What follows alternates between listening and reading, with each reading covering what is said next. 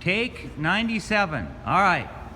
Ryan Mikkelson, you're going to be racing at the Edward Jones Dome in St. Louis, former home of the St. Louis Rams. Yep. In this dirt modified. What do you think about that? It's going to be exciting. We registered back in June. There was a waiting list then. I was like, there's no way I'm going to make it on there. Might as well try it. There's no fee. What do you know? About a month ago, they're like, yep, you're in. So we winged it. We had like 4 different cars for options to what to take, and this happened to be the lucky girl. We got ready for it. Looking pretty. Tell me about, what do you think about racing 250 other drivers, and some of them they're pretty fast. Yeah, there's some heavy hitters going to the deal, but I think that's pretty awesome how they do that, 250 cars and narrow it down to 100 just to give everybody a legit chance and to say they can race in the Dome. So after the first night, 150 are going home. Correct. So 4 laps. What's your hope for the event? It's the VP Gateway Nationals. Yep. Well, I told my girlfriend I'd fly her down if I made the top 100, so I guess I got to make the top 100. But yeah, just qualify good and put yourself in the show and get some TV time. Cool. So do you know some of the other drivers that are going down to race? Just Billy Vogel. I think me, him, and Morgan Ward are pretty much the only ones from Wissota land. Okay, But so the track looks a couple of North Dakotans going? Yep.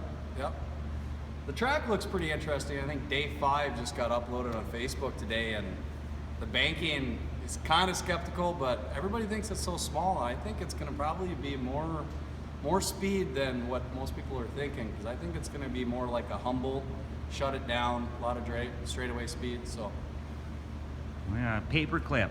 yeah. How do you do it paperclip tracks?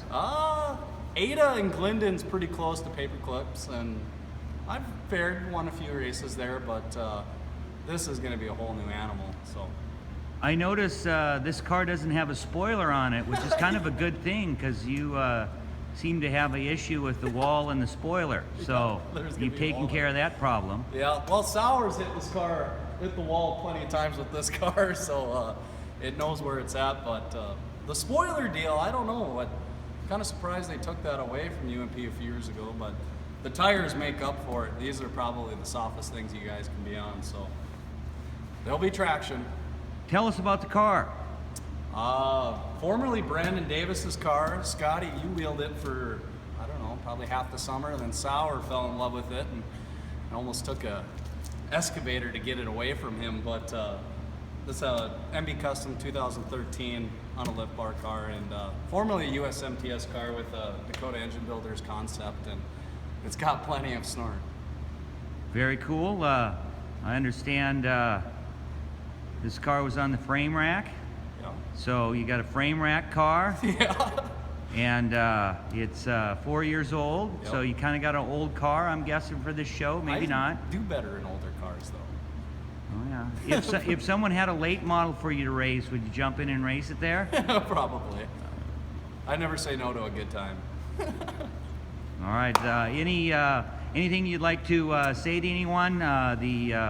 I'll stop asking questions. And well, I'm pretty grateful for the opportunity. Like I said, I didn't know until a month ago I'll be racing in December, which is crazy. And I'm gonna have knee surgery right after it, and everybody else is gonna be down in Arizona. I'll be laying on the couch, so I'm pretty excited for getting one last race in for the year. And couldn't do it without Scott and everybody else that's on the car and that supports us. And you can follow us on Facebook at scottbintzracing.com.